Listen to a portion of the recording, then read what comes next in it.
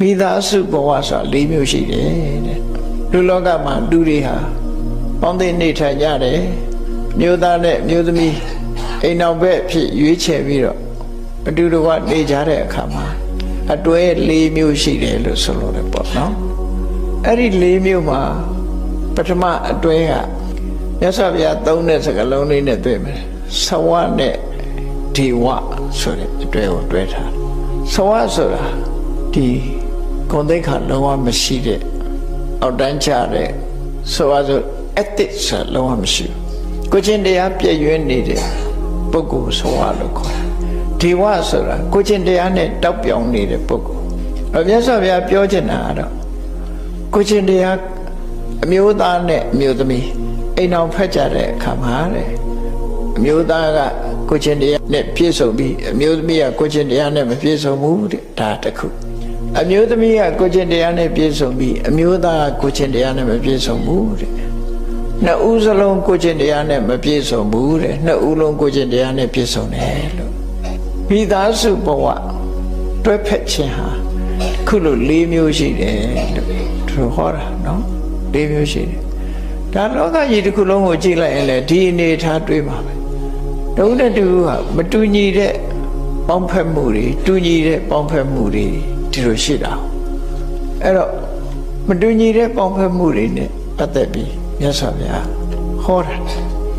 အဲ့ဒါလိုဟောတဲ့အခါမှာအချင်းချုပ်မြတ်စွာဘုရားဟောပုံလေးကိုကြည့်မယ်ဆို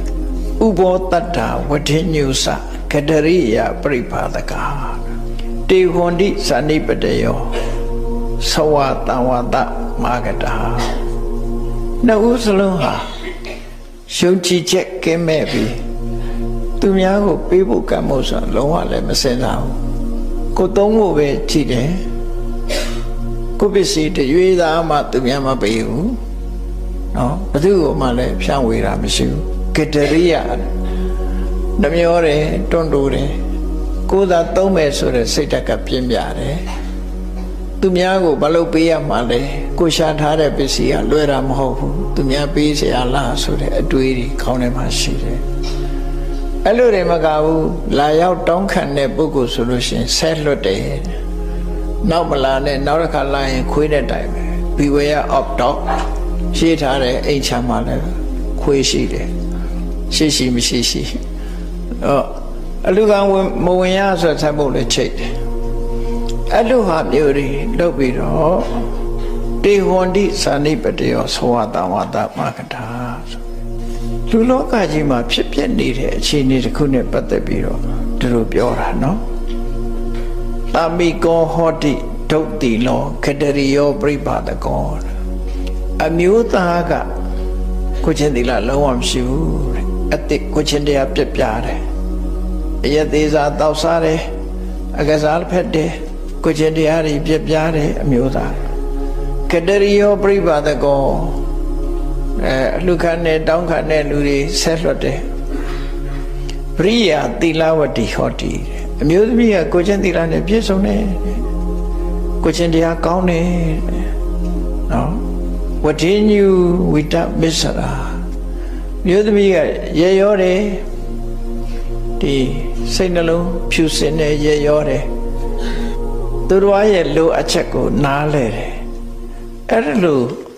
အိမ်တော်ဘက်ဆိုလို့ရှိရင်တဲ့အမျိုးသားကသီလမရှိဘူးအမျိုးသမီးကသီလရှိတယ်အဲ့ဒီအိမ်တော်ဘက်မျိုးဟာအမျိုးသမီးကထေဝီခုံရီနဲ့တောက်ပပြီးတော့အမျိုးသားကဆဝခုံသေးနေတဲ့ပုဂ္ဂိုလ်ပေါ့နော်ခုံသိက္ခာညှိုးနှွမ်းပြီးတော့လုံးဝလူဘဝမှာကိုယ်ကျင်တရားမရှိသည့်အတွက်ကြောင့်ခုံသိက္ခာအပြင်တောက်ပြောင်မှုမရှိတဲ့အိမ်တော်ပဲလို့မြတ်စွာဘုရားသတ်မှတ်တယ်နော်အိမ်တော်ပဲဖြစ်သွားတယ်နောက်တစ်ပါးအဲ့တိုင်းပဲနောက်တစ်ခုကတာမိကောသီလဝဟောတိဝဋ္ဌိညုဝိဒမစ္ဆရောအမျိုးသားကကိုချင်းတရားကောင်းတယ်အမှန်တမ်းအနေထိုင်ကိုချင်းတရားလေးစားလိုက်နာတယ်ဝဋ္ဌိညုဝိဒမစ္ဆရာဝိဒမစ္ဆရောတစ်ဖက်သားရဲ့ခံစားချက်လိုလားချက်တွေကိုနားလည်သဘောပေါက်ရမြမကသူဟာဒီ ကိုယ်သာသုံးမယ်ဆိုတဲ့စိတ်ဓာတ်မရှိဘူးရက်ရောတယ်နော်ဖော်ရွေတဲ့ရက်ရောတယ် generosity ပေါ့ရက်ရောတယ်ပရိယာဟောတိဒုတ်တိလာအမျိုးသမီးကကိုကျင်တရားမရှိဘူးကတရိယာပြိပါဒကနှမျိုးစေးနေပြီးတော့ဆက်ဆူချိန်ပေါင်းတတ်တယ်အဲ့ဒီလိုဆိုလို့ရှိရင်တာပိသဝတံဝတ္တိသဝေနပတိတာဟောအမျိုးသမီးကသီလမရှိသည့်ဖြစ်ကြောင်းသဝဂုဏ်သိက္ခာအဖြစ်ညှိုးနွမ်းနေတယ်အမျိုးသားကသီလရှိသည့်အတွက်ကြောင့်ဒေဝဂုဏ်သိက္ခာအဖြစ်တောက်ပြောင်နေတယ်ဒီမိသားစုဘဝဟာတူကသီလရှိတူကသီလမရှိဂုဏ်ကြီးရှိမရှိနှစ်ခုပေါင်းဖက်ထားတာဖြစ်လို့ဒီအိမ်တော်ဘက်ဟာတစ်ဖက်နဲ့တစ်ဖက်မလိုက်ဖက်တဲ့အိမ်တော်ဘက်လို့သူတို့ပြောရမှာဖြစ်တယ်ပေါ့အဲဒီလိုရှိ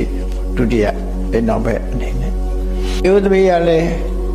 ကိုချင်းသီလမရှိဘူးအမျိုးသားကလည်းကိုချင်းသီလမရှိဘူးနှစ်ဦးလုံးဟာ generosity ဆိုတာလည်းမရှိဘူးသူတို့ဟာကိုချင်းတရားလည်းပြပြတယ်အလုံးဟာလူမှုတမ်းမှုဆိုတာလည်းဝေလာဝေးအဲ့လိုနေတဲ့မိသားစုကြတော့နှစ်ဦးစလုံးဟာဒီကိုယ်ရည်အဖြစ်တောက်ပြောင်မှုမရှိလို့ဒီအိမ်တော်ဘက်ကတော့အဆိုးအိမ်တော်ဘက်လို့ဒီလိုပြောရမှာဖြစ်တယ်နှစ်ယောက်စလုံးအဆိုးကြီးပဲအဲ့လိုမဟုတ်ပဲနဲ့အမျိုးသားကလည်းကိုချင်းသီလနဲ့ပြည့်စုံတယ်ရက်ရောတယ်အမျိုးသမီးကလည်းကိုချင်းသီလနဲ့ပြည့်စုံတယ်ရက်ရောတယ်ဆိုတဲ့အိမ်တော်ဘက်ကြတော့နှစ်ဦးစလုံးအကောင်းကြီးကြည့်လိုက်ဖက်တဲ့အိမ်တော်တဲ့ချီးမွမ်းမွယ်ကောင်းတဲ့အိမ်တော်ဘက်လို့ပြောရမှာဖြစ်တယ်တဲ့